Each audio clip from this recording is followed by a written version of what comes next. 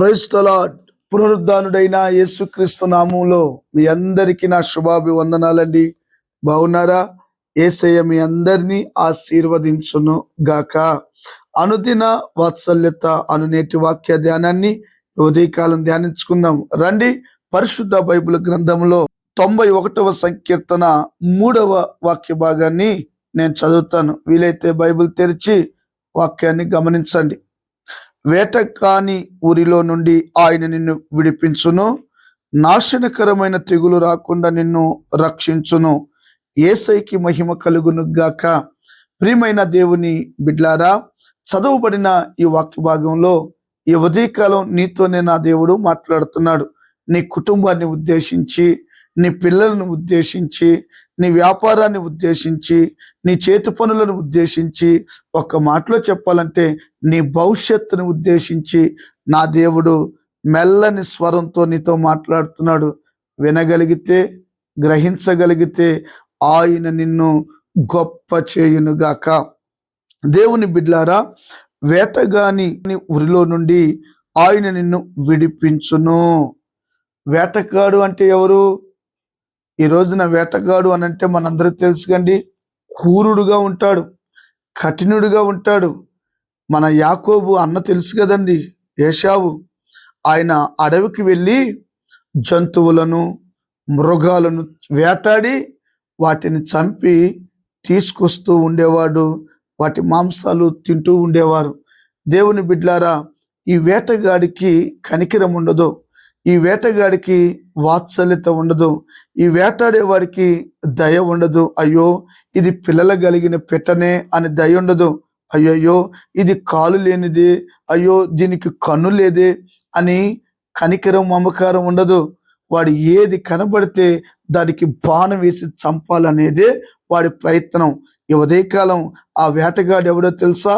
అపవాది. మీ అపవాది అయిన సాతాను ఎవరిని మృంగుదమా అని గద్దించు సింహం వలె వాడు తిరుగుతున్నాడంట. యేసు నామంలో నా దేవుడు వాడి చేతిలో నుంచి ప్రభు మనలందరినీ విడిపించునుగాక. ఆమేన్. విడిపించాడు. అయితే చాలా మంది మరలా విడిపించబడిన తరువాత కూడా చెరలోకి వెళ్తున్నారు. వాడి కబంధ హస్తాల్లోకి వెళ్ళిపోతున్నారు. అందుకనే దేవుడు ఉద్దేశించి మరొక పర్యాయం నీతో మాట్లాడుతున్నాడు. నేను నిన్ను విడిపిస్తాను, వేటగాని చేతిలో నుంచి విడిపిస్తాను. అమ్మా, నువ్వు దేనికి ఎడిట్ అయిపోయావు? తమ్ముడా, దేనికి నువ్వు బానిస అయిపోయావు? కుటుంబ సభ్యులారా, దేనికి మీరు కనెక్ట్ అయిపోయారు? కొంతమంది సెల్ ఫోన్కి కనెక్ట్ అయిపోయారు కదూ, కొంతమంది టీవీకి కనెక్ట్ అయిపోయారు కదూ, కొంతమంది లౌక్యం సౌఖ్యానికి కనెక్ట్ అయిపోయారు కదూ, కొంతమంది సోమర్తనానికి, వెట్టి పనులు చేయడానికి, రకరకాల బానిస వాటికి అలవాటైపోయారు కదో. నేను అంటాను, వాటన్నిటి నుండి యేసయ్య నిన్ను విడిపించబోతున్నాడు. ఆయన ఎవరో తెలుసా? విడిపించే దేవుడు. ఇజ్రాయేలీలు 430 సంవత్సరాలు ఐగుప్తు దేశంలో ఆ సాతాను చేతుల్లో, ఆ కబంధ హస్తాల్లో ఉంటే దేవుడు ఫరో చేతిలో నుంచి విడిపించిన దేవుడు నిన్ను విడిపించునగాక.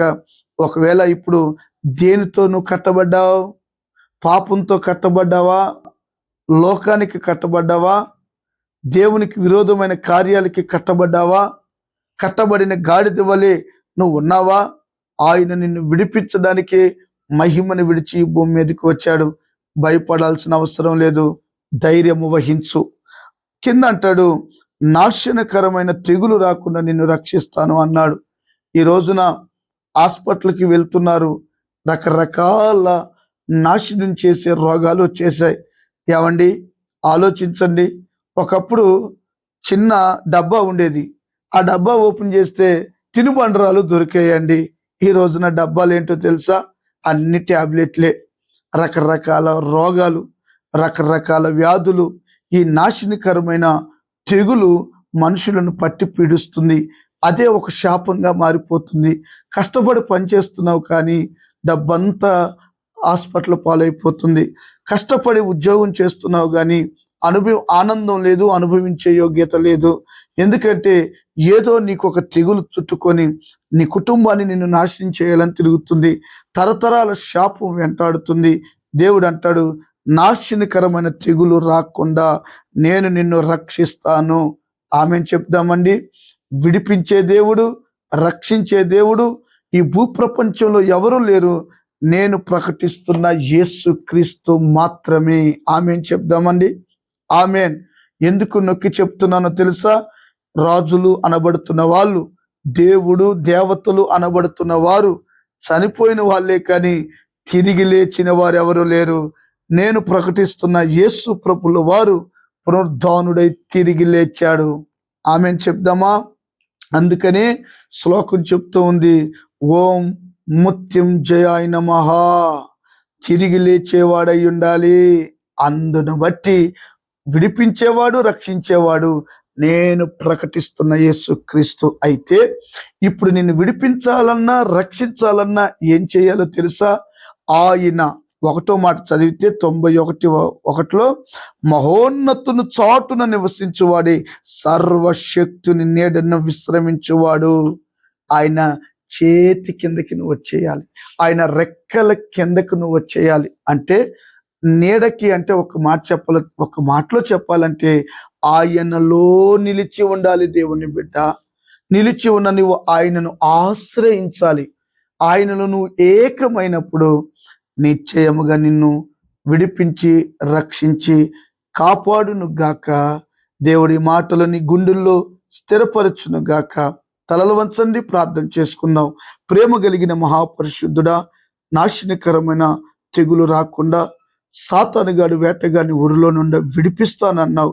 నువ్వు విడిపించడానికి సమర్థుడవు, శక్తి కలిగిన దేవుడవు గనుక బిడ్డలు ఏ శ్రమంలో కష్టాల్లో ఉన్నారు విడిపించి నడిపించి రాకడికి సిద్ధపరచమని యేసు నామమున అడిగి పొందినాము తండ్రి. Amen, amen. Thank you. God bless you. ప్రియమైన దేవుని బిడ్డలారా, ఈ అనుదిన వాత్సల్యత, ఈ దైవ వర్తమానాలు వింటున్నారు కదూ, వినండి, బలపరచబడండి, అనేకులకు షేర్ చేయండి. దేవుడు మిమ్మల్ని ఆశీర్వదించునుగాక. ఆమెన్.